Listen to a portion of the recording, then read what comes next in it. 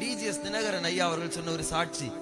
அவருடைய ஊழியத்துல பேட்டா கம்பெனியுடைய வேலை செய்கிற ஒரு மனிதனுடைய அம்மாவை கூட்டி கொண்டு வந்தார்களாம். அம்மாவுக்கு ஒரே கவலை, என்ன கவலை தெரியுமா? எங்கள் அந்த தூத்துக்குடியில உள்ள பசுக்கள் எல்லாம் மரித்து கொண்டே இருக்கிறது, எங்களுடைய வீட்டிலும் 2-3 பசுக்கள் மரண தருவாயில் இருக்கிறது என்று. அப்ப இந்த மனிதர் ஜெபம் பண்ணி எண்ணெய் கொடுத்துட்டு சொன்னாராம், இயேசுவின் நாம சொல்லிட்டு இந்த எண்ணெயை பூசுங்க, உங்க பசுக்களுக்கு எல்லாம் சரியாகும் என்று.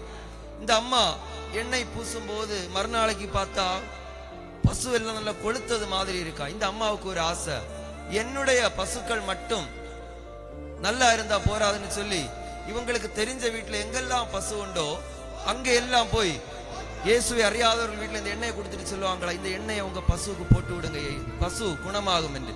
இப்படியே ஒரு வாரம் எல்லா பசுக்களும் குணமடைந்தார். பாருங்க, ஒரு நாளைக்கு வீட்டுல வந்து பார்த்த போது இந்த அம்மாவுடைய எண்ணெய் காலியாச்சு. இவங்களுக்கு ஒரே வருத்தம், ஐயோ இனி என்னுடைய பசுவுக்கு ஏதாவது வந்தா யார் எண்ணெய் கொடுப்பார் என்று சொல்லி படுத்து தூங்கினார்களாம்.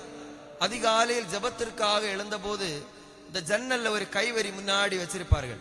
அந்த கைவரியில தான் அந்த எண்ணெய் பாட்டில் இருந்து இவங்க பார்த்த போது அந்த பாஸ்டர்ட்ட என்னைக்கு ஜெபம் பண்ணி வாங்கினாங்களோ ஃபுல்லு பாட்டில் எண்ணெய் நிரம்பி இருந்ததா.